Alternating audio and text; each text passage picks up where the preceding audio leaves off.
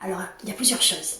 Notre cerveau est un enregistreur, c'est un enregistrement de notre passé. Depuis notre naissance, notre cerveau a tout stocké. Mais tout, quand je te dis tout, c'est même tout, ce que l'on a vu, tout ce que l'on a ressenti, tout ce que l'on a senti, tout ce que l'on a mangé, tout ce que l'on a échangé, toutes les émotions de bien-être, les émotions de mal-être, nos malaises, nos sensations de rejet, nos sensations de bien-être, voilà, toutes nos interactions avec l'extérieur et nos interactions internes, bien entendu.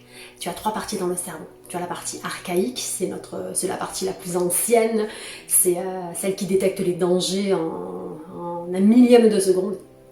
Ensuite, tu as la partie limbique, qui gère les émotions. Et ensuite, tu as la partie néocortex qui va gérer, qui résonne en fait. C'est notre raisonnement. Notre raisonnement, il y a toujours un décalage. Il arrive toujours après. On réagit toujours de manière automatique et par rapport à ce que l'on a déjà vécu. C'est toujours en interaction avec notre vécu. La moindre intonation, la moindre phrase va nous faire déclencher certaines émotions déjà vécues qui nous rappellent quelque chose que l'on a vécu. Et ça peut être il y a 2 jours, il y a 1 an, il y a 10 ans, il y a 15 ans.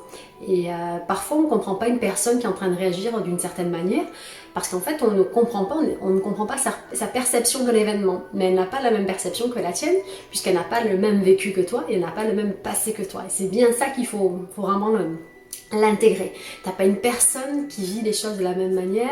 T'as des personnes qui ont de fortes émotions par rapport à telle musique, des personnes qui ont de fortes émotions par rapport à un mot qui toi te fait ni chaud ni froid, mais pour cette personne-là, ça va lui rappeler quelque chose le plus souvent de son enfance, puisqu'il faut bien comprendre que dans notre enfance, on enregistre, on imite nos parents, les personnes qui nous entourent, et on enregistre en fait les comportements des personnes qui nous élèvent. Donc si ces personnes-là sont agressives, sont colériques, on aura tendance à trouver normal d'être agressif et colérique, puisque en tant qu'enfant, on réagit d'une certaine manière, et si on se sent reconnu en étant agressif, eh bien entendu, pour communiquer, on va plutôt être une personne agressive. Si pour être reconnu, on a tendance à être inquiet, à se prostrer, à être dans son coin parce qu'on attend que papa, parce que l'enfant on attendait que papa et maman viennent nous voir et nous prêtent attention, alors on va plutôt développer une personnalité ou des réactions de je suis en retrait, j'aime bien qu'on me demande de ce qui se passe, tu vois, toutes ces réactions-là sont toujours liées à notre enfance ou à notre vécu. Et c'est vraiment ce qui fait la différence entre chaque individu. Et on développe des mécanismes de défense. Et les mécanismes de défense qui fonctionnaient dans notre enfance ne fonctionnent pas forcément dans notre vie adulte. Mais pour le comprendre, il faut déjà en avoir conscience. Par exemple, quelqu'un qui va se sentir agressé et qui va agresser systématiquement parce qu'en fait, cette personne-là, elle le fait parce qu'elle se sent en danger. Du coup, elle va déclencher au niveau de son cerveau donc reptilien. Donc c'est le cerveau qui ne raisonne pas, je le rappelle, c'est un cerveau qui enregistre « Oh, il y a un danger, oh, il y a un événement similaire il y a 15 ans, hop !» Je vais déclencher mon agressivité pour me défendre. C'est un système de défense. Il faut bien le comprendre. Une personne n'agresse pas gratuitement, n'est pas méchante gratuitement. C'est parce qu'elle a enregistré ça comme un comportement normal dans son cerveau, dans son subconscient. C'est normal. On lui a jamais expliqué que c'était pas normal ou elle n'en a jamais pris conscience. Et tant que tu n'en as pas conscience, tu ne peux pas changer un mauvais comportement.